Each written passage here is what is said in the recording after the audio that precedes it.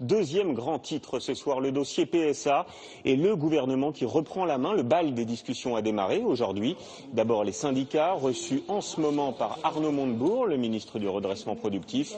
Et avant d'entamer cette rencontre, les syndicats se sont dit une nouvelle fois déterminés.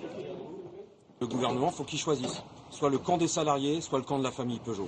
À lui de choisir. Mais nous, on veut des actes précis et concrets sur la manière dont il compte s'y prendre pour empêcher Peugeot de fermer l'usine d'Aulnay et de licencier les 1400 camarades de Rennes. Il faut qu'ils imposent l'interdiction des licenciements. Il n'y a pas d'autre solution. On est en pleine crise économique. Nous, on a fait sacrifice sur sacrifice. Aujourd'hui, Peugeot a 10 milliards de réserves en coffre. Et nous, on devrait faire le sacrifice de nos boulots, de notre paye. Pas question.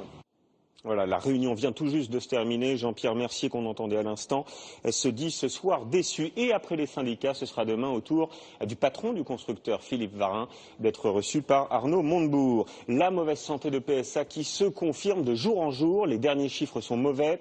Les ventes continuent de chuter. Voici ces chiffres européens. Baisse de 8,6% en juin par rapport à l'an dernier, alors que dans le même temps, celle de Volkswagen grimpe, vous le voyez, de près de 3%. Bonsoir Jean-Paul Chapelle. Contraste véritablement saisissant, l'Allemand fait la course en tête. Oui, Julien, regardez la courbe des ventes en Europe pour le groupe Volkswagen depuis le début de l'année. 286 000 véhicules vendus rien qu'au mois de juin, c'est pratiquement 2 fois plus que les ventes de PSA, 146 000. Mais surtout, en un an, l'Allemand a gagné des parts de marché et dans le même temps, le Français en a perdu. 23,9% pour Volkswagen, 12,2% pour PSA. Alors il va falloir nous expliquer, y aurait-il un modèle allemand ? Oui, et surtout des modèles de voitures sur le créneau de la citadine, par exemple, en milieu de gamme.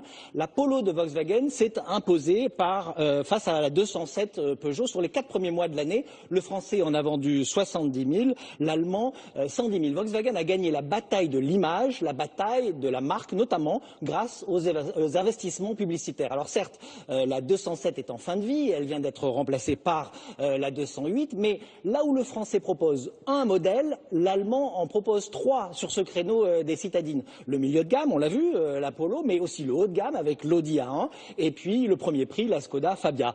Dans sa nouvelle stratégie, PSA a décidé de monter en gamme avec les DS 3, 4 et 5 qui connaissent un certain succès, mais pas au point de détrôner le haut de gamme allemand, l'Audi A4. Merci Jean-Paul.